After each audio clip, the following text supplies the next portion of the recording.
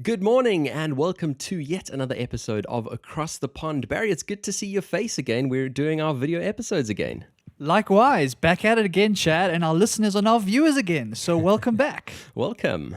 Pond, across the pond with Barry and Chad. So we've been doing this whole podcast for sort of more than 6 months already, Barry. How do you feel about that? I'm really chuffed, Chad. It's been an amazing journey. I've certainly learned a hell of a lot, and I've really enjoyed it. If we started at the beginning and you said to me 6 months later, we're still going to be doing week by week, you'd be like, oh, we'll have to see how it goes. But things are going well, so really glad to be here. Absolutely. Well, if you're new, I am in London and Barry's actually tuned in via Skype, basically in South Africa, in Johannesburg. And we are going to take that across the pond dimension to another dimension today because we've introduced another pond. But we'll get there. Let's get into our episode. Be our guest, put our podcast to the test. Be our guest, be our guest, be our guest. Hey, what is that jingle, Barry? Do you know what's going on here? Chad, what is the... Sure, that's a bit strange. We haven't heard that one before. Well, we actually have got a brand new segment to the podcast. And for the very first time, we've got our first guest. She's tuned in via Zoom. But Barry, would you like to give her a quick introduction first? Sure. We are chatting today to a professional streamer, a legend in the online streaming world, a girl by the name of Natalie.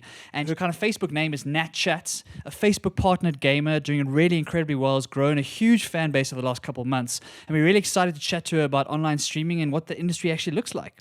Welcome, Natalie. How's it going that side? Hello, guys. I'm super excited to be here. It's going fantastic. How are you guys doing today? Yeah, all good. Obviously, we're sort of early morning this side, and you're kind of easing into your afternoon, getting ready for your evening stream, which obviously adds an extra dimension. But yeah, I mean, how's that all going? We were just chatting about lockdown. How's that treating you? Yes, definitely. It is now 3 in the afternoon for me. So I'm definitely having my little mid-afternoon break after my morning stream that I just did. But the lockdown is actually going okay. I must be honest.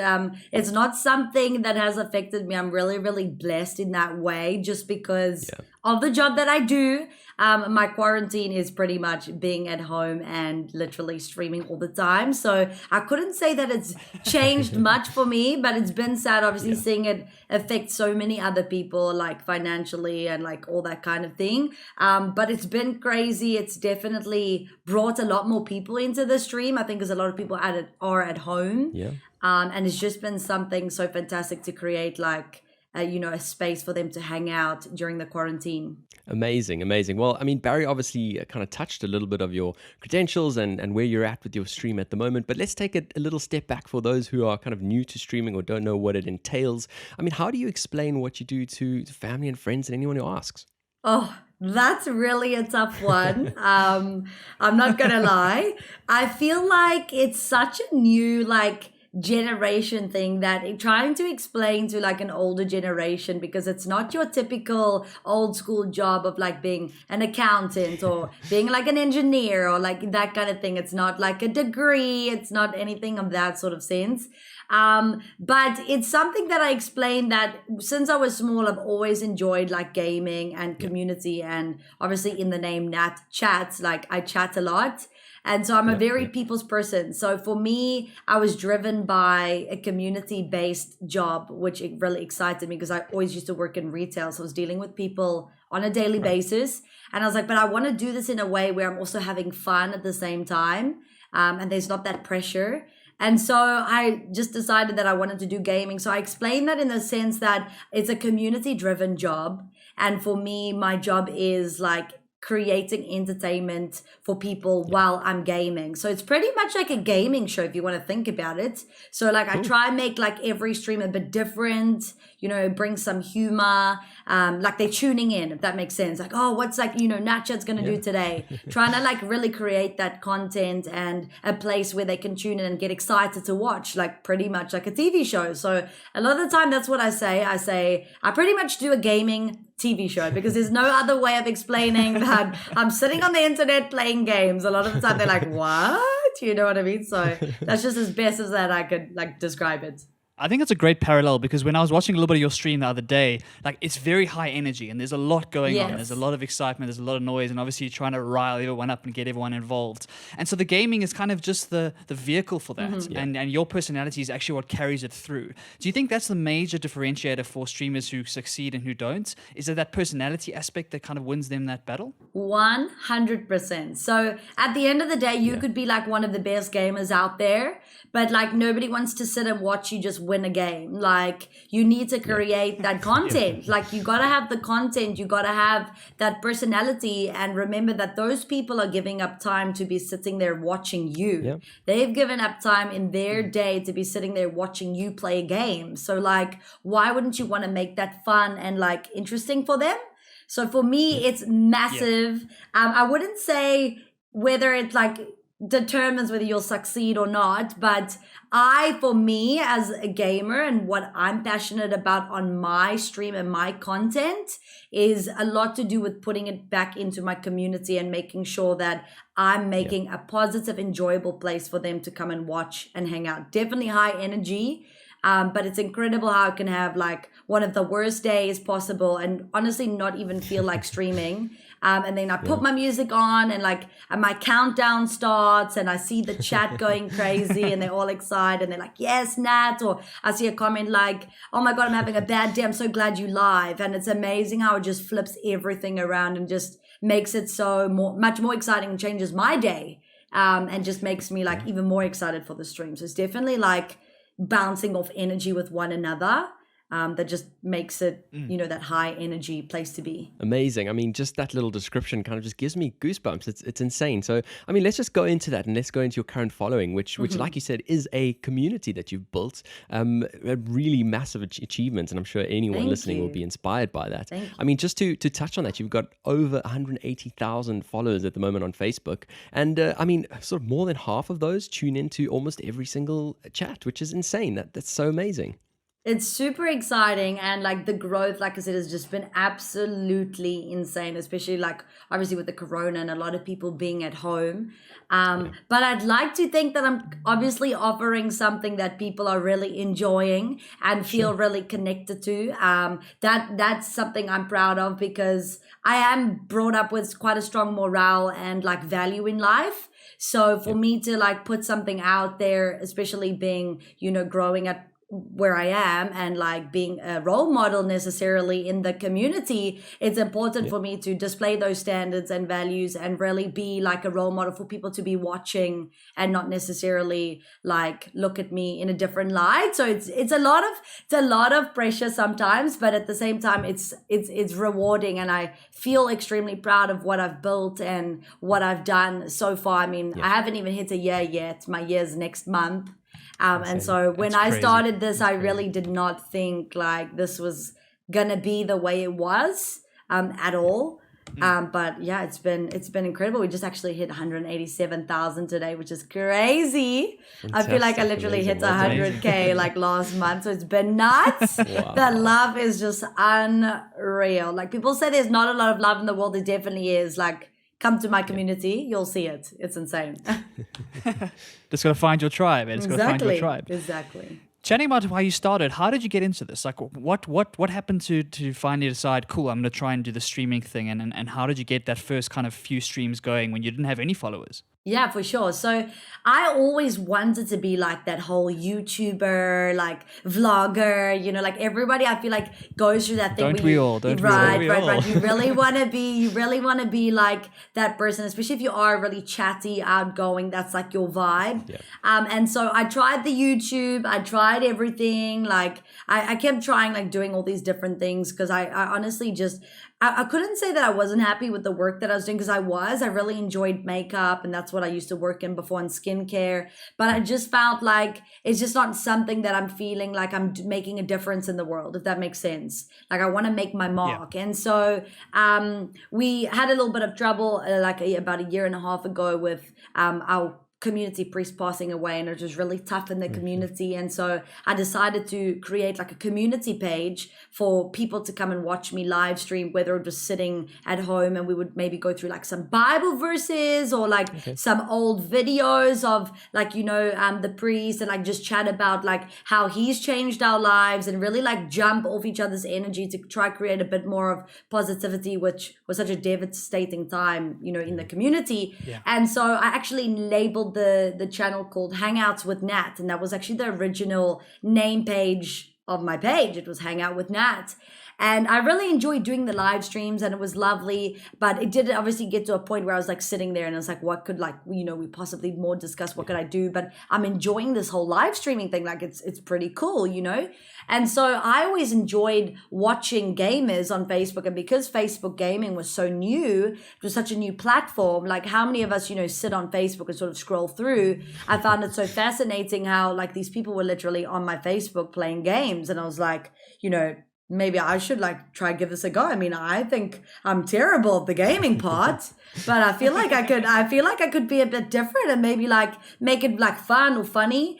And so I went off, and like we were actually going through a bit of a difficult financial time at the time. And I thought, you know what, I'm just going to go for it. I'm going to go buy like a PC. I'm going to go I started with like, minimal stuff, but I really wanted to try and make this happen because I just had this like urge to like try this whole gaming live stream thing. And so I really had like a few followers from the live stream community thing. And then I just started to go live. And I don't know, I think people were attracted to the different South African accent. It wasn't like, because a lot of the streamers were like American. So it was something completely different. People were like, what the hell is this girl like, what she's saying? And like, let's be honest, South African people, we're very unique with the stuff we say. We're very out there and we're bold and that sort of thing. And so I think people were really drawn to how maybe different I was to what was currently on Facebook. And so then it just kickstarted from there. Like every time I would go live, I would gain some followers, and then they would return, and then you get the shares, so they start sharing around, and then that's just how I slowly started to grow and grow. Absolutely amazing. And I mean, that's now transitioned to a new milestone, I believe, for you, which is becoming a official Facebook gaming partner. And I'm sure that means a heck of a lot for you. And just kind of clarify to everyone who doesn't know what that actually means. What does it entail? Yes, of course. So it was crazy to finally become a Facebook gaming partner. Super, super exciting. And so it was obviously a goal from the start to be an official partner. So what that basically means is like you're an ambassador for Facebook gaming. Like you're an official gaming partner. It is like a contracted thing. And so to get there, you obviously have to hit certain milestones on your streaming page, hit a certain like audience, that kind of thing, a target, that sort of thing. And so what that entails is like obviously more exclusive events with Facebook gaming, like being featured as a Facebook gaming partner. It's a partnership at the end of the day, just like any sort of business partnership, kind of the same. So I'm pretty much in business partnership with Facebook gaming. And super exciting for me because I am like the first Australian partner. So in America, they've got over like a few hundreds, Asia, Europe, you name it. But I'm the very first oceanic person to be partner, which is so exciting. Wow.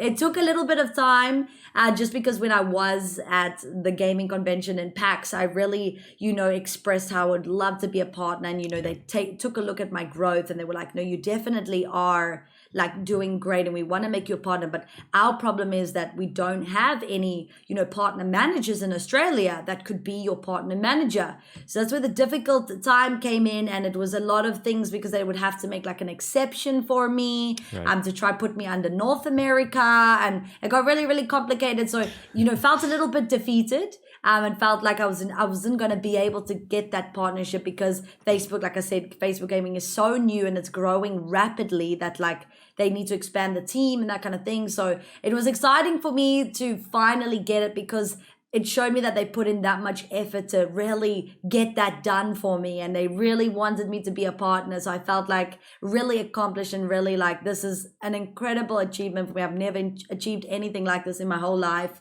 And so it was a really, really fantastic day, the day I got the call. And they were like, nah, we got to tell you something. We're partnering you. And it was actually quite funny because the two partner managers that I met at PAX, which is the gaming convention, they were like, we actually had to like rocket rocket, paper, scissors over you on FaceTime because I wanted to manage you. He wanted to manage you. We're a rocket, paper, scissoring. So it was really, really nice. I felt really welcomed into the community. So I am actually under North America. But I feel really, really like grateful that like I've been given the opportunity regarding like the circumstances of being in Australia. I can still be a partner, which is insane. And I'm sure it's going to give you lots of opportunities to get around the world and travel to some of those big events and whatnot. I want to piggyback off a question from Twitter from Evelyn, who's asking you, have you traveled a lot in your life? And what kind of places do you look forward to traveling to in the next kind of year or two as you start to scale up this business of yours that you built? Yes, of course. So I absolutely love to travel. That's one thing I always do every year is try save up and go on like a 6-week holiday to somewhere different I've never been. And so I have actually been to America a couple of times. I've been fortunate enough to go. But yes, this year I ended up going to Boston PAX, which is super exciting. My very first gaming event as a streamer. And I was supposed to attend the one in Seattle, which was last year, November, I think.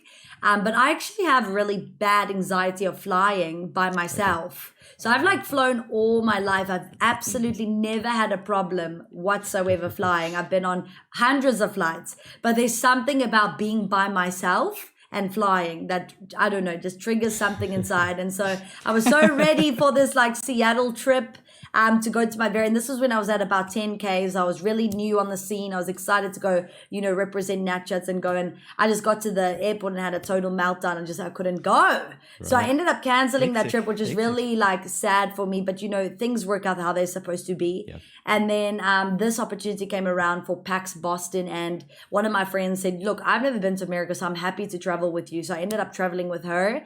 And that was my very first convention I attended, which was so exciting. I got to meet so many of my other fellow streamers that I've been like playing with and talking to, this whole time during this journey. So cool to finally see them like in person. I got to meet like Facebook Gaming, which was exciting, and that sort of thing. But a lot of traveling, yes, coming up, especially now being a partner as well, to really like, attend the events and be there at the Facebook booths and that kind of thing. So a lot of America trips, because that's where a lot of the PAXs do happen.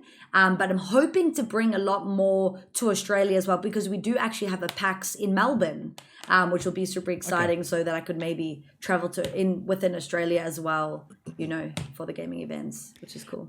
And that time when you first got to meet some of your actual real life fans, is that the moment that it just kind of hit home to you that, these are actual real people, like you said, who are kind of investing a lot of their time to tune into your streams every day? Yeah, absolutely. I wouldn't, what, I must say, I cringe at the word fans because I like really just don't consider my followers anything like a fan, because I just like, it makes me feel super like weird. And so I just like to call them my family members, because like they are like a part of my community and they're just so wonderful and give me so much of their time, like, that you would like to a family member. And so when I did go and I had like the odd person come up to me, I was just like, this is weird. Like, how do you know who I am? And actually, that wasn't my first encounter at PAX when someone came up to me and they were like, oh my God, it's NatChats. And I was like, what do you mean? Like, I was out on a night out actually in Perth. And because I call my community my uhanas, which means family in Hawaii. And And so I went out one night and I was a little tipsy, I'm not going to lie. I was chilling at the bar, like trying to order my drink, chilling. And this guy just kept like looking at me and I'm like looking at him. And he's going, Uhana. And I'm thinking, what the frick are you saying, bro?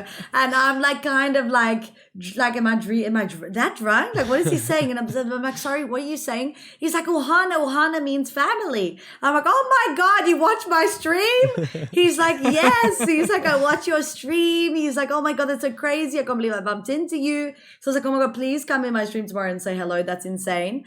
So I definitely am not used to people knowing who I am at all, because it's like, I don't consider myself as anybody. I'm just like a person online playing games, trying to make you laugh. But it definitely does like, wiggle your heart when you have people that get so happy just to see you and like they want to give you a massive hug and be like, I love your streams. Like, it's so rewarding. It's definitely something I didn't think I would experience at all. And where do you think this industry is going? Like, obviously, we've seen huge growth over the last couple of years. Where do you see it going in the next 5 to 10 years? Do you think it's going to become a real mainstream form of entertainment where it like really has mass market appeal? Or do you think it's going to remain quite a kind of niche, kind of individual focused on the internet? I feel like if you're talking about like streaming as a whole, I feel like it's definitely it's gonna get bigger for sure, but I feel like it's gonna be one of those jobs which is just like every other job where it's not everybody's gonna make it in there. Yeah. A lot of people are gonna like have that confidence to do it, which is exciting because why not try something? But also you can't be disappointed if it doesn't work out for you because like not that's not everybody's path in life, if that makes sense. So I feel like when Sure. you find something that you're meant to be doing, it will work out for you. So I definitely feel like streaming is going to grow. Like I've seen it on the daily. I turn on my Facebook gaming app and there's like hundreds of new people streaming, which is so exciting. Because it's so community driven and there's going to be a stream for absolutely every single individual out there. So not everyone's going to love my stream. Not everyone's going to love the way I'm like, I talk, or they might find me annoying. So there's always something out there for you to watch that you will like. So I definitely think it is a growing thing. But I feel like at the same time, the success rate can be a little bit more challenging because it was the same when like YouTube started and people, got that initial hit on YouTube and they were massive. And now to try like be someone on YouTube is like nearly impossible. It's super, it's super difficult. So it's all about like that timing. Yeah, it's all about that timing. Yeah. And so I feel like now's the time to really be a part of that streaming because like, other platforms, you get so lost on them. And because Facebook gaming is so new, it's a great platform to really like start with and get recognized on. Because like I said, how many of us scroll on Facebook all day looking at things and that kind of thing. And so I definitely think it's going to grow. I definitely think, we can only watch so much Netflix. We can only watch, so many movies and that kind of thing until you want to try something different. And I think what's so great about the gaming is that it's so interactive because you can learn also a lot from it, from like the games they're playing. You get to like watch your favorite people play with one another, and if the streamer offers you to play with them, how even more exciting, because then you get to join in and actually play with them. So it's a really interactive job, which I think a lot of people like, because I feel like the world we live in, it's very like each person for themselves. We don't interact as much with human beings anymore because we're so like, in our own worlds. So it does offer a lot of interactive opportunities, which is what I love so much about streaming. Absolutely. Absolutely amazing. And just in terms of that interactive bit for anyone who hasn't actually watched a stream before and seen what it entails, I'm certainly very new to it and obviously was fascinated by the whole thing of it all, and obviously watched one of your streams. And it really is, like Barry said, such high energy. But I mean, a lot of work for you as well to kind of keep your attention on the game you're playing, keep your attention on the community and the chat that's going on the side as well. How do you kind of do it all at the same time? Honestly, as my community has grown, I'm not gonna lie, it's been absolutely super difficult. I used to actually have like a little screen with my chat on, and I could only see like a maximum of like 10 comments. And my chat, because I have such a personal relationship with a lot of the people that come into my stream every day, they'd be like, now you missed my comment, that really started to like really bother me because I was like, oh my God, I don't want to miss your comments, like kind of thing. So I ended up going to buy this massive freaking monitor that I could tilt like, the opposite way. So now I can see my chat a lot better. I'm not going to lie, it's helped so much, but it is challenging at times. But I feel like with everything that you do, it comes with practice. So you start to get the hang of it. You learn like the times where you can quickly look at chats, where you can like, and the importance of moderators in my stream. Oh my goodness, is so important. So I'm really blessed to have such a fantastic team behind me of moderators that really answer a lot of questions in the chat for me and respond for me if I've missed a comment and that kind of thing. But I do try like greet mostly everybody in the chat. And I always do like apologize if I have missed out. But at the same time, I want to also bring a little bit of quality gameplay. So I don't want to be like totally focused completely all the time on the chat and the gameplay is like terrible. You want to have that mixture of a bit of both. But a lot of the time, sometimes when I'm in one of those funny moods and I'm just laughing and having a total fun time, I'm totally talking to the chat the whole time. We're dying, we're laughing. It's okay. It depends on the vibes. And then some days I'll have like when I'm doing like my really like kind of sweaty stream and I want to be like really into the game. So my community is kind of used to that. So they know Friday to Mondays is like supporter games. So we're laughing with the supporters, we're hanging out, it's more chilled. And then like Tuesday, Wednesdays, I've got like my more like fixed stream where I'm like either co-streaming with another streamer or I'm like, you know, just doing solos and I'm trying to get the win. So I feel like they know the particular day of what's going to be on the stream. But I do make sure that I read a lot of my comments because I am streaming and I am where I am right now because of my community, and I would never disregard that whatsoever. Yeah. I'd rather like die in the game than like miss a comment. Well, that's Literally. amazing, and I suppose that's that personal aspect to it, which has made you so successful on this. Now, just one more question, obviously, because we are running out a bit of time. On my okay. side, we obviously chatted before the call just about like how you said, you know, if people say there's no love in the world, they need to come to your community and they'll see it all there, and that's really just so amazing.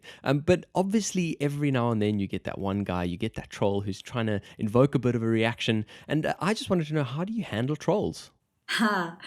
The trolls, you gotta love them. You gotta love them. So I am a really like fiery Italian kind of girl, you know. So there would be like a few comments that used to really trigger me, and I used to really like lose my cool on stream. And it's taken a lot to really train myself to be a lot more calm. And again, the moderator is so important because they will remove a lot of the comments before I've even seen them, which is fantastic for me, and really, really help.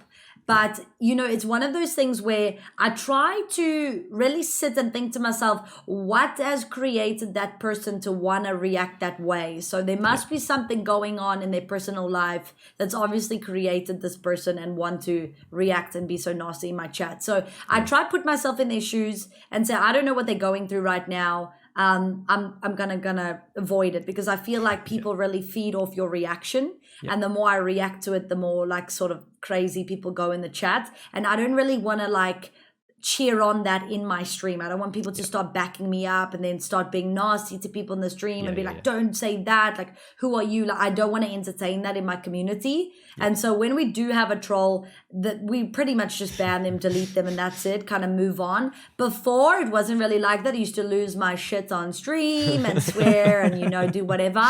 But then I would really go watch myself back, and I felt really embarrassed and like humiliated with the way I was acting. And I was like, I don't want to be that person on a live stream, and I'm allowing someone sitting behind a screen to affect me in such a big way, which honestly, they have no relevance whatsoever. And I actually have a really funny story of a troll that came in. It was a man in my chat. And so I was playing, and he literally wrote, "You're so dog shit at the game. My son could play better. Like, you're embarrassing. Why are you streaming?" And so like a lot of the time, certain comments don't bother me, but this particular comment really frustrated me because I hovered over his name, and his profile picture was literally him like holding his little son.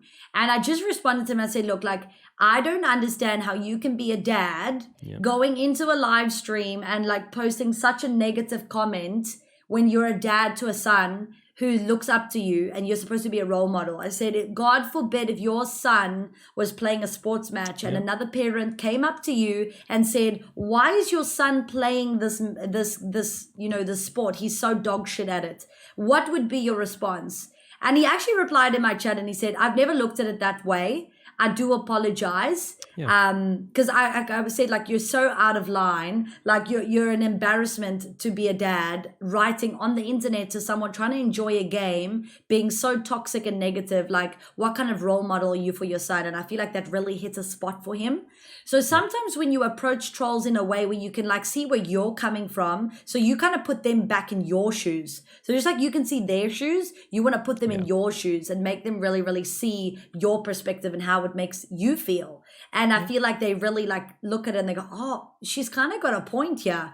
And so he really apologized. He ended up becoming a supporter and everything. And he comes in my stream. Amazing. And so I try to approach my trolls in a way that I can sort of change their thinking instead of like, you know, just feeding that and just being gross back. Like, how can I make a difference and make them want to be a better person? That's how I feel. That is awesome. And Natalie, thank you so much for your time. It's been really cool to hear about this world and shine some light on this world. I want to encourage everyone listening or everyone watching at the moment, if you've never watched a stream before, you don't know anything about this world, NatChats is a great place to start. And I'm sure Natalie will welcome you with big open arms there. And thank you, Natalie, for your time today. Thank you, guys. Thank you so much. This has been awesome. Thank you, thank you, thank you. Thank you very much. Yeah, that's our first guest, and really happy to have her. Shall we move on to the rest of our episode, Barry? Let's move on. The week that was. So before we dig right into the week that was, obviously loads to chat about this past week. Barry, we had our first interview, quite a milestone for us as a podcast, and I feel like we've escalated to the next level. Yeah, definitely. We've been chatting about it for a while, trying to get some new voices onto the podcast, and this was a really great way to start. I really enjoyed it. Thank you to Natalie for coming on. It really was awesome, and we look forward to a bunch more guest interviews in the future. Absolutely, and if you are watching on YouTube and wondering why we're wearing different clothes, we obviously recorded the two pieces separately. So yeah, just give us a little bit of leeway for that one. Well, let's move on to this past week, Barry. Let's go straight into some of the coronavirus updates this past week. And the first one coming out of France. Tell us all about it. Yes, so we've been talking about what the various measures are around the world to try and get back into normal life, right? I mean, we have to do this strange transition from this crazy pandemic lockdown, trying to get back to normal life. And in that process, you obviously have to make sure that you're managing the spread and you're mitigating whatever risks you can. So a lot of countries are talking about masks, they're talking about contact tracing, etc., etc. And we saw an interesting thing come out of France this week. As France begins to ease their lockdown, what they've chatted about is that everyone using public transport, so subways and buses and train stations, etc., are going to be enforced to wear masks. So that's mandatory. And the way they're going to track this is by using artificial intelligence. So, Chad, what they're going to do is they're partnering with a French startup called Data Collab, I think it's called. And what they are doing is they are taking the existing CCTV cameras and installing chips in them that run AI models to then scan those public stations and those subway stations and buses and whatnot and try and figure out how many of the people are wearing masks. Then they're going to report that data back to the French government and give them a sense of the French population and how are they complying with these new rules, which will then allow them to kind of isolate areas that perhaps they're not seeing as many masks and then put more policemen and whatnot there. So it's a really cool use of technology to try and figure out, are people complying with these new regulations? Is everybody wearing masks? And it's just another application for facial recognition technology and kind of computer vision technology that's going to try and figure out, if I look at this face, are they wearing a mask or aren't they? Absolutely fascinating, and I suppose a great application at that. We've been talking about these CCTV systems and, you know, the various governments around the world wanting to roll out this type of AI, but AI that was really looking at facial tracking and really looking to pin it down to an individual, whereas this, I suppose, is a wider movement that is so useful for a time like this, where you're trying to look at the compliance. My thing, though, is all the various designs of these masks. How is that AI going to track it? I suppose it's going to learn over time how to adjust. Exactly, and that's why this is harder than it sounds like. It sounds pretty easy to be able to figure out, cool, that face has got a mask, that face doesn't. But like you say, as masks become a fashion statement and you start to see lots of different designs, lots of different fabrics, lots of colors, lots of patterns, etc., it becomes more and more difficult. So obviously it's going to be kind of a trial and error thing. We're going to see how things work. Yeah. But with enough time, with enough data, as they continue to collect information day after day after day, those models will get better and better and hopefully give you a really high accuracy to give you a sense as to who's wearing masks and who aren't. Fascinating. Well, we'll have to certainly see how that experiment goes, and I'm sure Barry's going to be really excited to hear those results. Now, moving on, still in the EU, but to Italy, one of the countries that was really pretty much the worst affected at the beginning of the pandemic. Obviously now the UK is the worst affected in the EU, but they're now looking to lift some of their lockdown restrictions, starting with shops, restaurants and public worship, which are some pretty big lifts, and a lot of countries are really looking further down the line to lift these types of restrictions. But one of those is also opening the borders to travelers,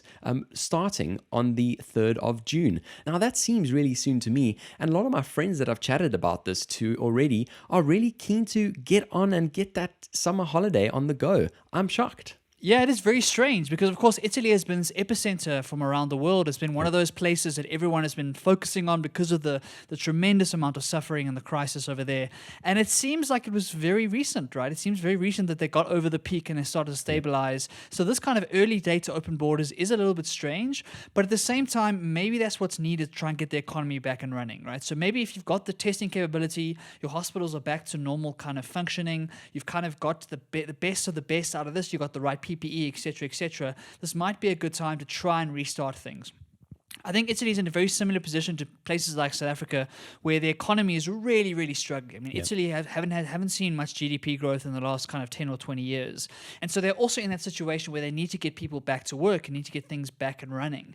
And so I think it's going to be a very interesting kind of touch point, interesting story to watch and see what happens to the case numbers, see what happens to the morale in the city. And like you say, Chad, see what happens with the actual travel. Like, do they see a real kind of increase in the amount of travel? And are people actually going to travel there? Are they going to give it a go and go to the epicenter of the crisis and kind of take advantage of whatever deals I'm sure all the tourist companies are going to be running?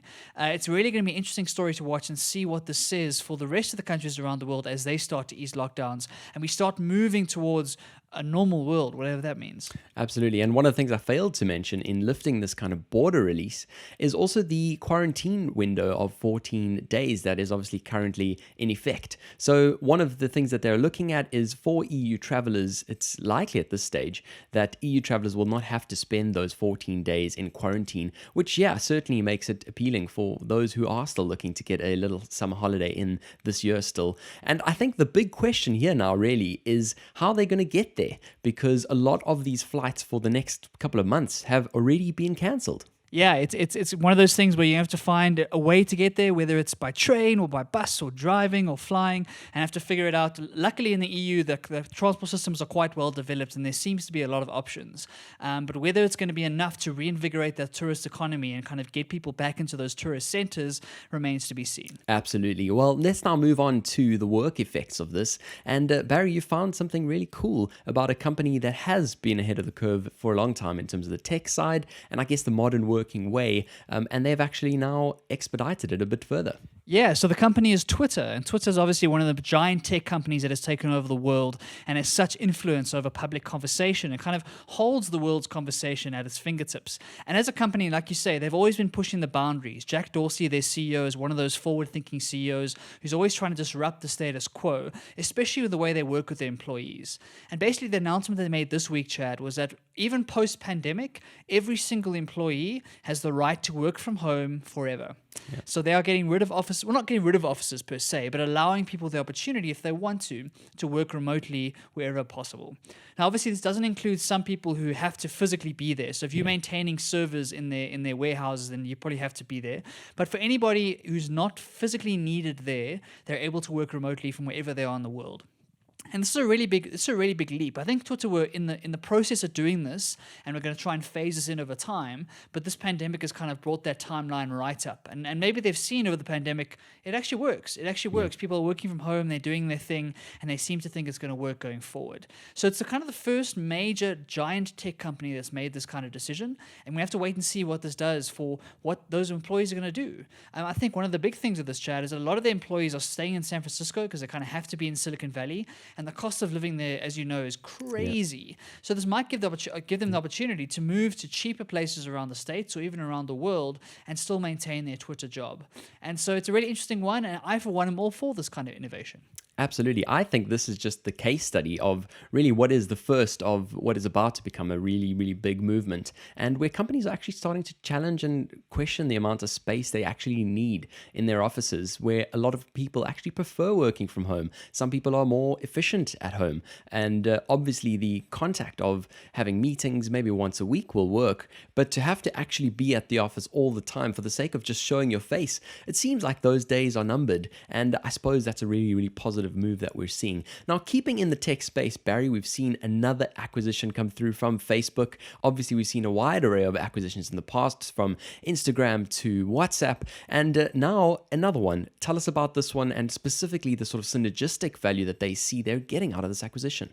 Yeah, definitely. It's Facebook doing what it does best, and that is like trying to understand the culture, understand what is the latest innovation, and either buying it outright like they did with Instagram or like they did with WhatsApp, etc., or kind of building it in-house and copying the best of the best from other companies. And this example is where they bought the company Giphy. And Giphy is that company that puts all those GIFs into your keyboard, Chad, and all your messaging apps, which allows you to send those hilarious GIFs with lots of like, popular culture references to your friends, right? They bought this company for $400 million, right? Which is a huge amount of money, especially for a company that has no revenue, right? So Giphy doesn't earn any revenue, but they have a huge user base.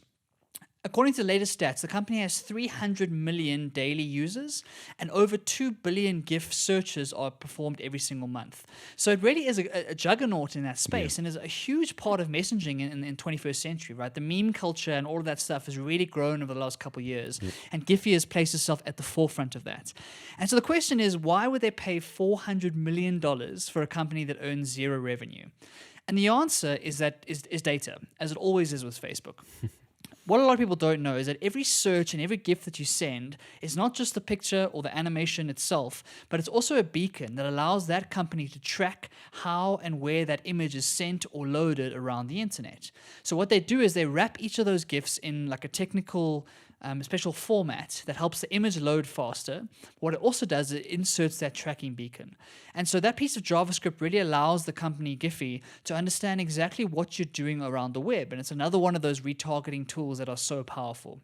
So obviously Facebook want that information because it allows them to form a better understanding of what you're doing on your phone, what you're doing on the internet, so that they can serve you better targeted ads. So apparently what's going to happen is Facebook are looking to integrate Giphy into all of its platforms, so Instagram, Messenger, WhatsApp, etc., and then use the extra data to then feed their ad model. So again, it's realizing that data is the commodity here, and Facebook are doing their best to try and get as much information as possible on their consumers so that they can sell their attention to advertisers. Yeah, it's really interesting, especially because WhatsApp is part of their suite of applications and WhatsApp is end-to-end encrypted. So if this is one way that they get to kind of see a little bit of context of your conversations that you're having, that's an interesting development. And just in terms of the memes and the amount of actual data that they're going to get through, I don't know about you, Barry, but I really send memes about silly, nonsensical stuff. So if I send you a meme saying, well done, and it's a picture of, I don't know, Jennifer Anderson clapping her hands or something like that, that really, for me, doesn't infer any of my purchasing behavior. Or am I wrong? Yeah, so in isolation it might not, but if you're looking at your whole customer profile as a whole, there might be information there. That's one of the key things about big data. It's not about each individual tracking pixel that does the work. It's when you aggregate it on a mass level, when you have millions and millions and millions of these data points, you can start to spot cultural trends. You can start to spot kind of categories and try to understand the way that people communicate with one another. And that's where the big data makes so much sense. And that's why it's so bizarre that Giphy can earn a $400 million valuation. It doesn't seem right. But as an aggregator of data, the kind of information they can give to Facebook is invaluable. And it's not because, Chad, you're going to send one GIF to a friend and they're going to then sell a product to you.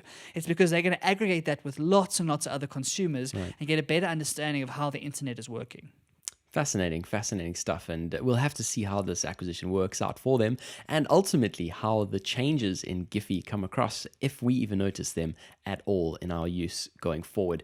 Now let's move on to something that I found absolutely crazy when I saw this, and it's really exciting to see it as a bit of an experiment, I guess, but Elon Musk on one of his crazy ideas again. Yeah, so I've got no idea if Elon Musk is involved in this personally, but it sounds exactly like his kind of project.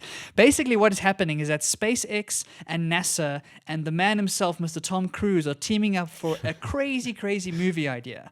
And the idea is that they're going to try and film the very first full-feature narrative film in outer space. So we've seen a lot of sci-fi movies, Chad. We've seen Gravity and Interstellar and all these great movies done with amazing CGI, with amazing kind of set design and all that good stuff. Now we reportedly are going to see a movie actually shot on the International Space Station. And so at the moment, it's still very early days. Obviously, there's been some rumors and some talking about it, and I don't think it's there just yet. Yeah. But I imagine in the next couple of years, we're going to see a brand new Tom Cruise movie shot in outer space. That's fascinating. I don't know if I love or hate this story as a whole, because it is completely unnecessary in my mind. Like you said, the CGI, the tech is there. You are really able to put something together that is almost 100% authentic. Why you actually need to go out to space? I just wonder. I wonder if it's something that Tom Cruise just wants to add to his list. The only actor who actually performed in space. What do you think? Yeah, potentially. I mean, he's got a huge, huge ego, and we all know that, and he really loves himself, and he kind of pushes the boundaries on action. I think he's one of the only like top action stars who still does a lot of his own stunts. If you read any of the articles, you watch any of the interviews, he still puts himself at risk a lot of times. I mean, the Mission Impossible series at the moment is on a hold because he did a stunt and broke his ankle, and so they had to stop filming for a bit while his ankle healed up. So he's the kind of guy that I can imagine pushing this sort of thing. He has the money to do it. He has the kind of ambition to kind of push himself past the limits. And And at the end of the day, I think it'll be great publicity for NASA and SpaceX. I don't know what kind of movies are going to come out of it, though. Well, we'll have to certainly see, and I'm fascinated at least to see. And then lastly, in the week that was, we've got a little bit of an apology. I had a little giggle out loud. Yeah, I have to make a correction on a previous story. We got so excited last week, Chad, about the cardboard cutouts. We chatted about this German football team that was going to put the cardboard cutouts of their fans in the stadiums, and we were looking forward to seeing the games. And the Bundesliga actually started this weekend, so we finally saw some live soccer, which was amazing. And what I realized is that I made the classic mistake of realizing that there are two football teams in Germany that start with Borussia. Right. And I said that it was Borussia Dortmund that had these cardboard cutouts, but unfortunately it's the other one. It's Borussia Mönchengladbach. And so I must apologize to any German football fans. I'm putting it right. It wasn't Dortmund. It was Borussia Mönchengladbach. But still a great idea nonetheless. Absolutely. And an honest mistake. And I'm sure we can all see how that happened. Let's move on to our next segment. Stuff I found interesting. We'll start this week with just a quick one from me, Chad, and that is looking at the internet stats. And I don't remember where I came across this, but I thought these stats were fascinating. If you look at the global internet traffic right now, 15% of all internet traffic goes to YouTube. Right. And 11% of all internet traffic goes to Netflix. Crazy. Right. So as a whole, those two companies control 26% of the global internet traffic. That is a ginormous number that I can't seem to get my head around. And some other stats include the following. On YouTube, there are 300 hours of video that are uploaded every single minute. 300 hours every single minute. And there are 5 billion videos that are watched on YouTube every single day. Yeah. Those numbers are crazy to me, and I think YouTube has been this runaway success that has completely dominated the market. It seems crazy to me that there's only one real video player in the space. Why have there been no competitors? Why is YouTube the only place for video right now? And if you say to me Vimeo and those places, I'm gonna push you down. Like YouTube is the space to be when it comes to video, right? And so they have a huge monopoly, and with those sorts of numbers, Chad, it's ginormous business. Absolutely. It's just a fascinating business. And I suppose it's a fascinating model. I suppose one of the reasons why I think it's been so successful is it's one of those platforms that pays creators to create and at the same time doesn't charge subscribers or watchers to watch. And I suppose that's been really fascinating to see people actually make money and make a living on creating these films, and also just be able to actually have just the platform for those who are not looking to actually make money, but just who are able to have this frictionless place where they can upload their creations and have this super reliable, super amazing, bandwidth efficient platform that will really be able to transform that into whatever device is actually watching on the end of it. And so I think that's probably one of the reasons they've been able to do that the best out of all of the other possible providers. But for me, that traffic amount is crazy. So in terms of global internet traffic, do you think this is talking about the time spent on various platforms? Or do you think we're talking about bandwidth? Because I suppose if we're talking about bandwidth, video inherently is higher. And so that would kind of get it to a higher position on this list. Do you know, Barry? I don't know, but that makes a lot of sense. That's a really good point. I don't know how they would track the time spent on websites. I don't think the tech is there yet. That would be a huge privacy thing. But I think the bandwidth makes sense. And so maybe that is one of the reasons, right, is that video takes up so much more bandwidth. And that makes sense for Netflix as well. Of course, YouTube is kind of feels like old tech for some reason, even though it's only like a decade or so old. But Netflix is kind of the new kid on the block. And some of the stats there, Chad, they've had a huge growth over the last couple of years. And currently, at the last point of the stats being released, had 182 million subscribers, which are estimated to then reach 300 million people. Because we all know we have one account for all our family and we send our friends our login details and we do all that good stuff. So they reckon they reach up to 300 million people. So again, huge reach from Netflix. And in 2017, they had an average of 1 billion hours of content that are watched every single week. That's in 2017. I'm pretty sure they must have doubled or tripled by now. It's a huge amount of content being watched on their platform. And again, they're really building themselves into a huge monopoly. It's insane. I mean, I obviously have a Netflix subscription, but I spend most of my time on YouTube, even though it's free. And that is just fascinating. I suppose the fact that it's not curated media, it is really just individuals who are able to have their own voice. And I think it's just got such a special place in the world. And I spend most of my time there. And if you look at the ads that they put on the back of being able to actually watch a video, it's only a couple of seconds, which I really appreciate. Yeah, definitely. They've really got the balance right, it feels. The balance between, like you say, the advertisers, the creators, and then the users. And so they're trying to build that win-win-win situation where no one feels like they're getting the short end of the stick. Yeah. And they've done really, really well in that. And they really take care of their creators for the most part. And so I think that's why they've built such rabid audiences. Like you, Chad, I spend a lot of time on YouTube. And I've really invested in those creators that I really love, right? I've become huge fans of them, and I kind of watch everything that they create. And so it really is an amazing community of people. Netflix is much more isolated. You kind of sit in your home and you watch, and sure, you chat about it on social media and with your friends about the big shows.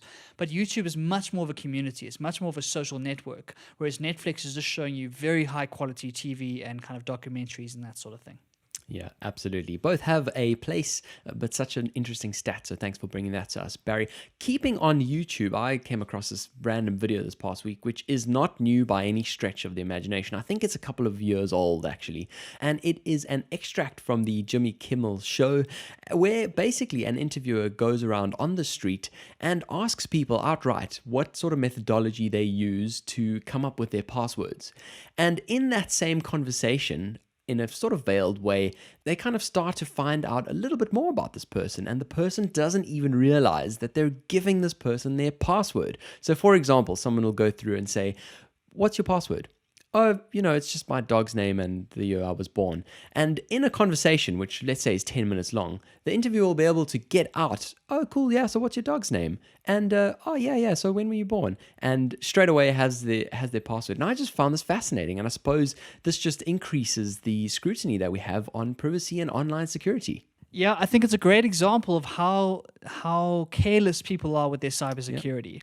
It's one of those things where theoretically we know passwords are important. We've been told make it strong, make it complex, don't write it down, yada, yada, yada. But I think a lot of us are very careless with how we do it. And not just telling people our passwords, but actually just making our passwords that are very easy to guess, right? Or easy to figure out if that hacker has enough kind of reason to get into your account. And so it's another example of passwords are kind of the simplest way to protect your data, to protect your information, to protect your life and kind of your credit cards and all these good things. And you have to make sure that you're taking it seriously and you're not falling into that habit of just saying, "Oh, I'm just going to pick the easiest password I can think of." It's like there's such amazing tech these days to have password managers which will do that for you and generate very secure passwords. There's a lot of good ways with two-factor authentication and all these sorts of things to ensure that you have very strong passwords on all your accounts. And it's a very humorous look, this video, to just remind us, if you've got weak passwords, it's a silly, silly thing to do, because when things go wrong, you'll all of a sudden look back and you're like, if only I had made that more strong. Exactly. And you might think your dog's name is such a confidential thing, but I mean, you might have posted a photo on Instagram a couple of years ago where you say, "My dog X is such a cute dog." And it really does become such a compromising thing. So like Barry says, I think do investigate in some of those password managers. There are some great ones out there. So we keep in core to the Netflix versus YouTube theme here, really. And now we're talking about a Netflix documentary that you saw this past week, Barry. Yeah, so I watched the documentary. It was called Becoming, which of course is the title of Michelle Obama's massive bestseller book. And this documentary follows her book tour. She was going around the United States talking about the book. And it's a little behind the scenes look at Michelle Obama, obviously the former First Lady of the United States of America, the powerhouse wife to Barack Obama. And she's really built herself a real brand and a real kind of voice who's talking for women, for people of color, and for leadership around the country, and really is becoming one of those well-respected leaders, even past the presidency and past all of that stuff. And this documentary, Chad, I found really cool is because it's really well put together. It's like a beautifully shot documentary, and it's very simple. All they're doing is taking sound bites from the various interviews and interweaving them with kind of interviews with people and kind of book signings and that sort of thing to give you a sense of who Michelle Obama is. Of course, during the presidency, a lot of the attention focuses on Barack and focuses on the president himself. And so Michelle had to try and find a way to break out of his shadow and not just be kind of the accessory to Barack, but a woman in her own right and kind of a leader in her own right. And she does this amazingly well by creating a brand new brand for herself. And this book is kind of the launching pad for that. And I think the one thing that really stood out for me, Chad, was the amount of composure and the people skills that you need to have to be a person like she is.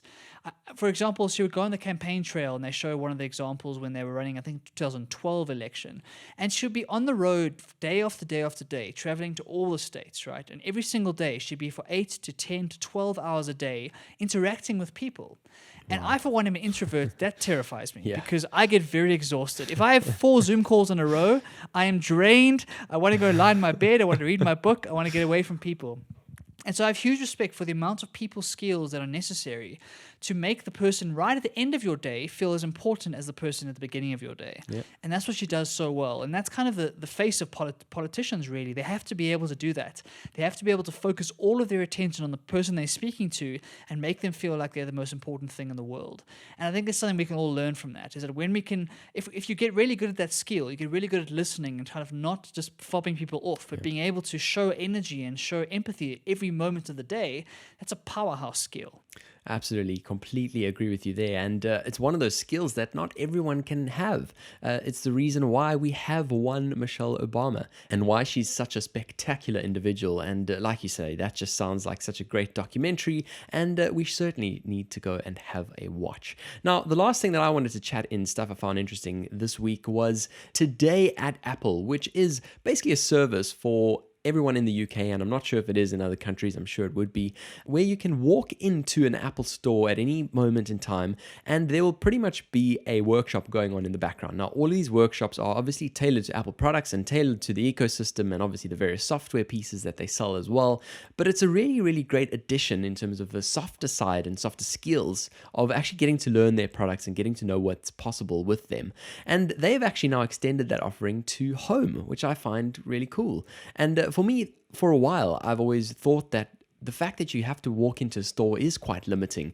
Why can you not access these types of workshops at home remotely? And so it's really cool for me to see these now extended that way. I've been to a couple myself, some on how to just use your iPhone's camera better and really shoot better style cinematic type video where you lock focus and do all of those kinds of things. Simple things, but obviously really cool to just be able to look at different applications of it, all the way really to the most advanced stuff, which is trying to learn how to better use Final Cut Pro X. And so I think these types of workshops are really a great addition for any company who's actually selling a product to offer this type of training. And now to adapt in this kind of time, I just think it's great. That sounds really cool. Sounds really interesting. Like you say, it's a great way to try and encourage people to use their devices more effectively. Yeah. I think especially with Apple devices, they are so powerful and they're so good at what they do.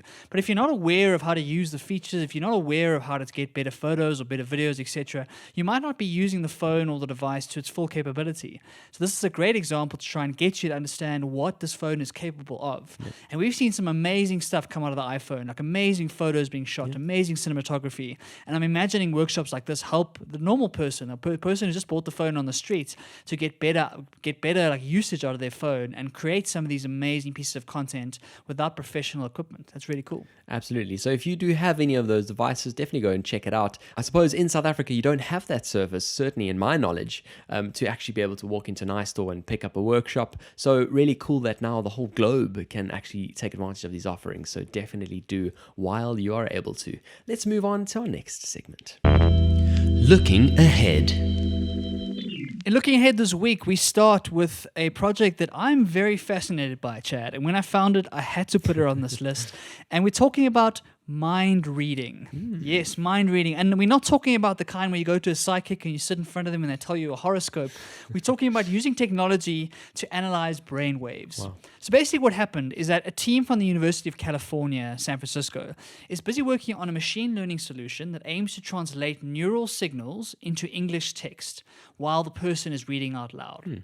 So what they're trying to do is match, can they understand when you say a certain word, is there a certain brain kind of function or brain wave that happens that they can match up and do pattern recognition, right? So for example, a person who's undergoing surgery for epilepsy, for example, will have electrodes attached to their brain, and the researchers will capture that neural activity as that person reads out loud, right? That model will then try and match the words to those neural waves and understand like what is happening in the brain. And Chad, it sounds a little bit like science fiction. It sounds a bit out there, but the results have been surprisingly good. According to this study, they achieved a 97% success rate when trained on one person reading 50 sentences with a vocabulary of 250 words. Right. So that's a staggering amount of accuracy for that kind of use case. And of course, it's nothing compared to the full vocab of the English language. Like English has got about 170,000 words, but just for a 250 word data set and a 50 sentence reading out loud, they had a 97% success rate as to match those brainwaves to those words. So that is a really, really staggering breakthrough in the kind of the technology, and kind of it says a lot about what's to come for this sort of thing. Yeah. Obviously, speech patterns don't necessarily equate to thought, right? We can think things without saying them, and when we say things, it kind of changes that. Yeah. But it does feel like we're one step closer to being able to understand thought and be able to measure thought and maybe even read someone's mind. I thought it was fascinating. It is fascinating, and there's so many questions that come to my mind of such an experiment. Obviously, this is now currently in a lab, and you have to have those electrodes in your brain. But the next question is, how does this get rolled out? Is there a type of sensor that would allow these types of frequencies to be picked up just on the surface of your skull? And also just in terms of the implications. So if you, for example, were looking at a solution for somebody who is deaf or, for example, can't talk or whatever the case is, does that person need to actually be able to command the English language? Or is there a kind of universal brain type language that can be translated into other languages?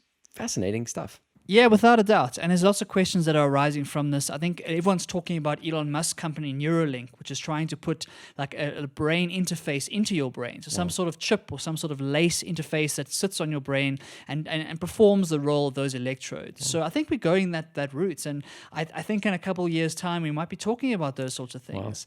But like you say, the kind of the implications for this are very big in the medical field, giving people the ability to communicate where they previously haven't been able to. Obviously, we've seen hearing aids and those sorts of things be a real boon to people who struggle with that stuff and have been born with deformalities and that sort of thing. And so there's huge medical implications here, and we're going to have to wait and see whether this kind of carries forward. Obviously, this is one study, so there's still a lot of work to do, and it's in a very controlled environment. But it's exciting for the future of AI and for the future of what this might mean to help people communicate beyond traditional speech. Absolutely fascinating, and such a positive story about how tech is making the world a better place. One of the things that tech is not making a world a better place at is Google, who have rolled out their Google Meet app and offering, which has been around for some time for paying members. It's kind of been going concurrently with the Google Hangouts platform, which I've personally never used. And Barry and I actually gave this a little try before the call. Seeing as we were talking about it, we thought, well, let's actually record this episode on the app. How great. There's going to be this app that allows you to talk for up to 24 hours for free, and you can actually have up to 100 participants. It's really got the backdrop of something that has great potential, but execution, Barry, just seems really poor. It's really bizarre, Chad. I mean, this, of course, is the big tech battle of the pandemic, right? It's the big battle of who's going to win this video conferencing war. Yeah. And Google seem to have all the opportunities and all the advantages, right? They've got this giant company. They've got the best engineers in the world. They've got people using their products every single day. But for some reason, this Google Meet, for me at least, has really been quite underwhelming. And the reliability hasn't quite been there. We've had a lot of issues with it. I know my mother, who's busy doing some online teaching and trying to use it with her students, is really struggling as well. So I don't understand how Zoom is so far ahead when it comes to the tech than players like Google Meet, who theoretically should be able to beat Zoom no problems asked. And so it's a very strange one. I don't know why it's so bad. Absolutely, especially when you actually look at some of the tech behind this offering. And I believe it uses the same codecs as YouTube. Obviously, YouTube is owned by Google, and so they have access to those codecs. So I would expect for a much lower bandwidth capability to get a much clearer picture that just happens. But that wasn't our experience at all, Barry. Yeah, especially when you think that YouTube streaming seems to work quite well, right? So when people stream live on YouTube, it really does work and it's quite reliable. So it's a bit strange. It really, really is. Some of the other features they're looking at adding, and some of the ones that they already have, includes a background noise cancellation feature. So obviously, as we've been doing video calls a whole lot more recently, the dog barking in the background and the kids screaming in the background become a lot more evident. And so they've worked on a feature that apparently works quite well at getting rid of some of that background noise, which is interesting. And also one of the other features is to use AI to brighten up some of the faces. So for those people who don't have such great lighting, not like you or me, Barry, with our studio lights on our faces, can actually use the AI to brighten certain pieces of the image, which sounds like it's got great potential. But again, hopefully they can better their offering. Yeah, definitely. I think they've got a lot of work to do, but I, for one, am never to underestimate Google. Like, never underestimate them. They definitely have the capability and the skills and kind of the scale needed to fix this. And so I think that they're going to take this feedback on board, hopefully, over the next couple of weeks and try and come up with a better and improved product. Obviously, Zoom are going through some struggles, a lot of their security risk and a lot of that kind of back-end stuff, which Google seem to have sorted. And so we'll have to wait and see. Can they catch up? Can they make this product really, really good? Because if they can, then I think that Zoom and those kind of companies are under pressure because so many people are already tied into the Google ecosystem. And if video conferencing becomes a really good product, who knows what can happen. Absolutely. Well, if you have got a quiz night lined up in the next week, give it a try. Obviously, it's free, and let us know what you think. Let's move on to our next insert. Develop and grow. I was looking for things for this segment, Chad, and I came across an article by one of my favorite writers, a man by the name of Kevin Kelly, someone who I think is absolutely fascinating. And he had his birthday the other day. I think he turned 68. And so he posted a blog post on his website talking about 68 pieces of wisdom that he's learned over his years. Cool. And when I saw this, I was immediately there because I think he's a genius. And so I've pulled out some of my favorite ones, Chad. And so I'll go through them quite quickly and we can chat about them. But basically, they're little statements or little idioms that stand for themselves and hopefully can give you some inspiration and some food for thought as you move into the rest of the week. Right. The first one, learn how to learn from those who disagree with or even offend you. See if you can find the truth in what they believe. Yep. Now, I think that's great because so many of us are kind of stuck in our bubble and we struggle to have conversations with people that we disagree with because it all of a sudden descends into being defensive, into fighting, into kind of arguing and calling each other names, etc. How can you learn from people who offend you? How can you try and see it from their perspective? That's a crucial skill, I think, Chad. Yeah, absolutely. It is such a crucial one, but it's really a hard one to do in practice. And so I think we just need to be a bit more patient and really start probing a lot more into how we can actually unlock that. What's the next one? The next one is that being enthusiastic is worth 25 additional IQ points. And I love this. It's simple. It's to the point. I, for one, am a very enthusiastic person. My friends make fun of me because I always say that movie was the greatest thing I've ever seen or that book was the greatest book I've ever read. And I say that for everything that I see. But I really think it makes a big difference in the world. If you're enthusiastic and optimistic, I think you can have a better life. Absolutely, completely agree there. The next one is that pros are just amateurs that know how to gracefully recover from their mistakes. And I love this as well because everyone makes mistakes, and the ones that don't succeed are the ones that give up, or the ones that kind of get defensive and blame other people. The pros are able to make a mistake, figure out what went wrong, and then kind of recover from it and kind of own that mistake. And that's a big thing for all of us, I think. The next one is chatting about conversation, and that's the rule of 3. So when you're chatting to someone, to get the real reason for what they're feeling or what they're thinking about, ask a person to go deeper than what they just said. So ask again, and why? And then ask again, and why? And often the third answer is more close to the truth than their original kind of point. And I think those of you in relationships, this is incredibly important because often the reason that your partner might give you for feeling a certain way is not the truth. It's just something they're trying to get the conversation going. And you have to learn to be able to dig past those layers to get to the real reason behind it. It's such a silly one because why would us as humans put up so many layers and really have to force another person to peel back the onion, peel back every layer? And we've spoken about this before, Barry. We've spoken about in the context of mental health. Obviously, it's Mental Health Awareness Week this week. And so I think obviously relevant to discuss there. And that point of ask twice in that case that we spoke about before, where you ask someone, how are you doing? And the default is, I'm okay, I'm fine, I'm good. Ask twice, get a little bit more detail, and this sort of idea of asking 3 times, even better. Exactly. So go and try it out there in the real world and report back to us as to what you find. The next one, don't take it personally when someone turns you down. Assume they are just like you. They are busy, they are occupied, they are distracted, and try again later. It's amazing how often a second try works. Now, this is very important because in our world today, we are kind of plagued by people ghosting us, by people blue ticking us. There's all these terms in the language for ideas when we don't get the attention we think we deserve. And often we kind of attribute it to malice. We kind of think the person doesn't like us or is trying to hurt us. But often it's just because life is busy and unfortunately they maybe forgot to reply, etc., etc. So always give it a second try. Don't let your ego get in the way and actually realize that everybody is busy and distracted and all over the place. Yeah, it's a really good one. And as I'm speaking here, I'm 100% guilty of blue ticking Barry yesterday. By complete mistake, I realized this morning when I opened up my phone that I didn't reply. But it is one of those, like you said, there's always different cases. And I think we just, as people, need to stop our minds from racing to actually get to the truth of the matter. The next one is to show up and keep showing up.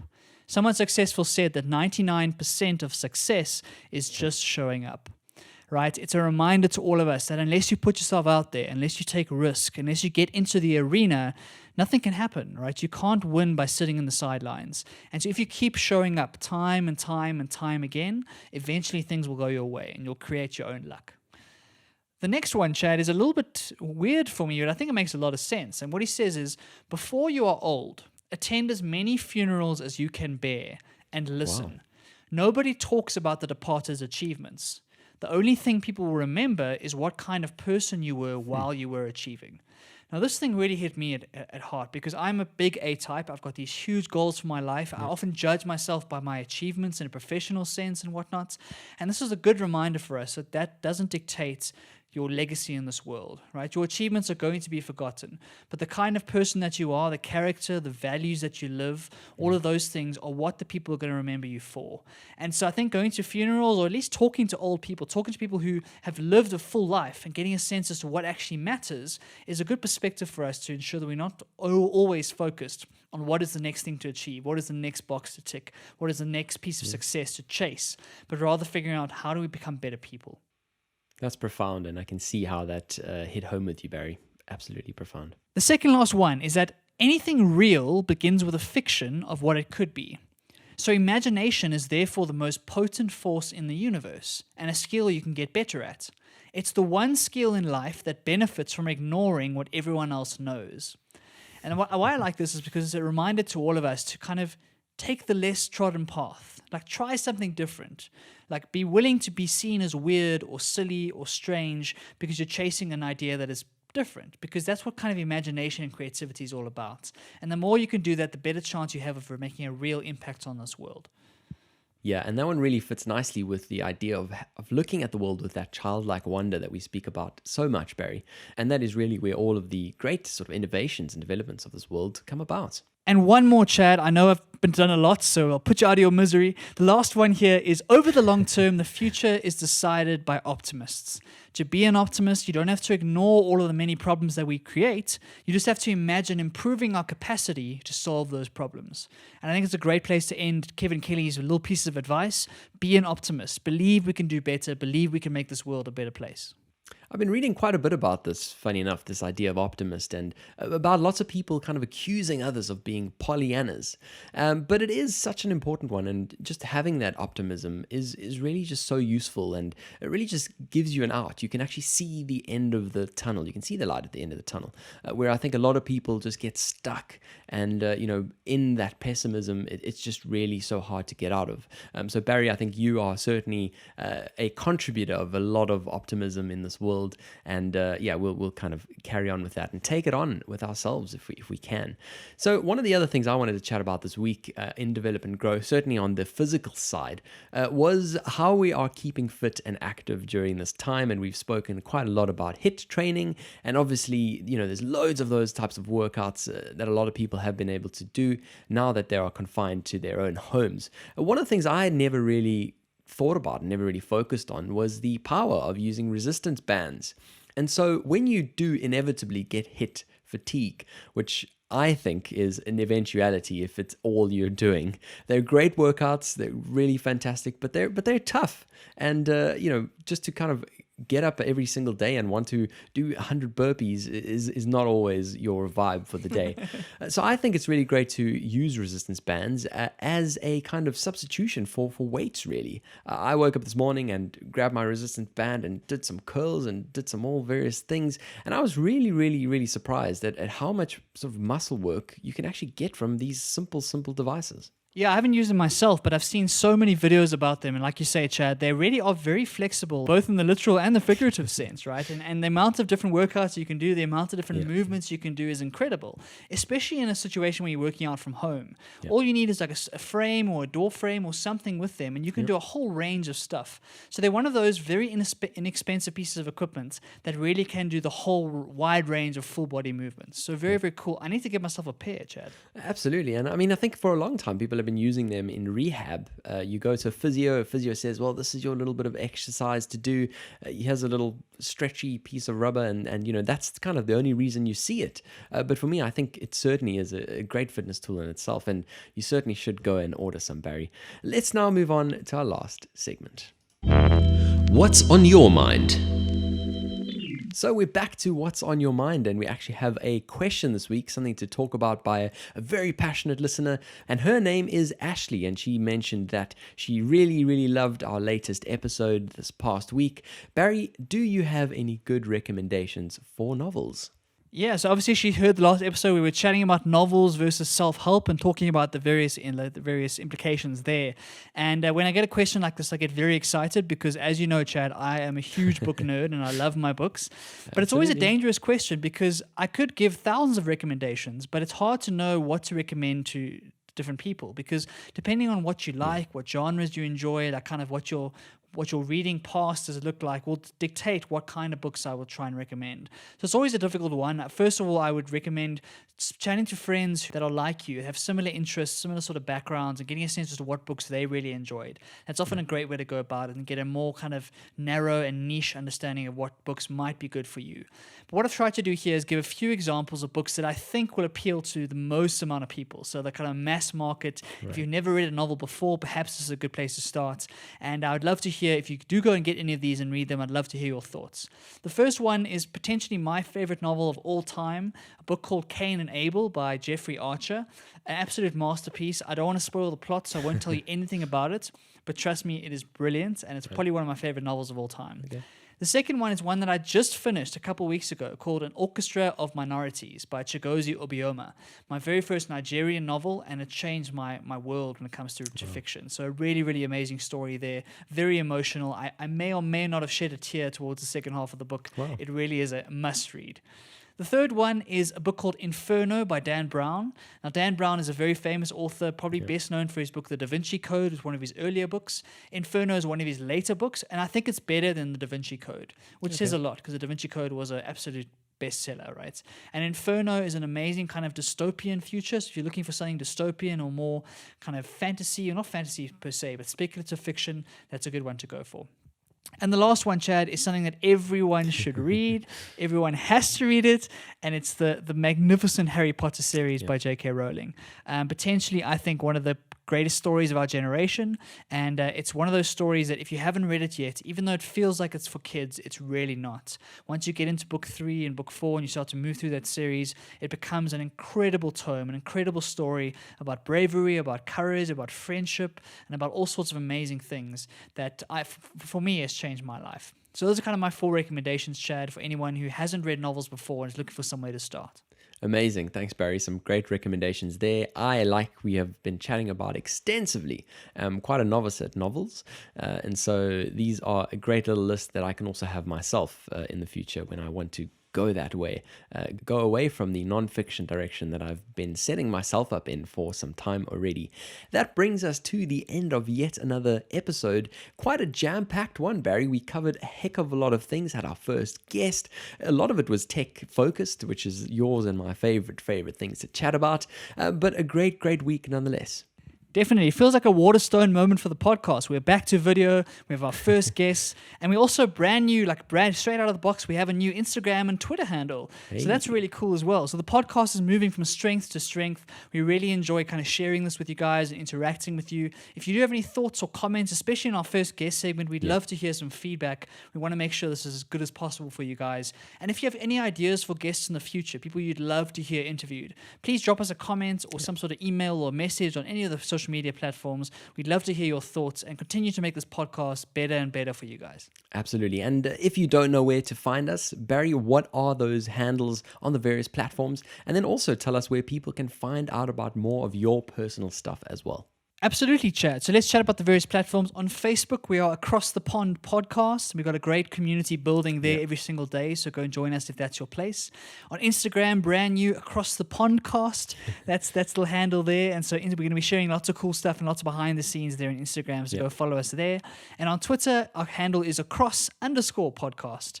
So go and find us there if you're a Twitter user. We'd love to see you. And wherever you're following us, whatever platform you're using, we hope to provide you lots of cool content and continue to bring you this podcast wherever on the internet world you're from. And then, Chad, you allow me to plug my own stuff, which I appreciate. My website is www.barrymaurice.com, and on there I've got a blog which I write about various things that interest me. And I've also got a newsletter that I send out every single Monday with a lot of cool links and kind of links to things that I'm fascinated by, and hopefully bring you some value every single Monday in your email inbox. So if you'd like to go and sign up, that's the place to go, barrymaurice.com. We really are growing a really cool community and kind of audience and a tribe there about really interesting things. Philosophy, economics, business, tech, anything that's interesting to me that I hope will be interesting to you. So if that's your thing, I really encourage you to go and check it out, and hopefully see you there. Amazing. Well, definitely do go and check that out. I am subscribed up to Barry's newsletter, and it's the best way for me to start the week with this fantastic curated article, really, of something that he found thought-provoking the past week and some of the things that he is keeping up to. And also, if you don't know, Chad is also doing amazing things online, so you better go check his stuff out as well. And where I'd recommend starting is with his YouTube channel. So he's been on an absolute tear recently, releasing lots of these vlogs from all his travels around Europe, very highly produced, lots of amazing drone shots, lots of really cool kind of stories and sights from around the world. And so if you'd like to go and follow Chad, go and check out Chad Sturley on YouTube. And of course, he's on Twitter, on Instagram, and all those places as well, sharing his photos, his videography, and all those sorts of things. Thank you, Barry. That sounds amazing. Please do go check it out and engage with us as well. We want to extend the dialogue here as well. So if you'd like to send us just a voice note, you can certainly click on a link in any one of the episodes, and that'll take you to Anchor. You can send us a voice note to maybe be included in one of our next episodes. Otherwise, please do check out our social media pages and let's engage and extend this conversation. Thanks for tuning in. Hopefully you enjoyed this one, and we'll see you again next week. This was episode 28 of Across the Pond.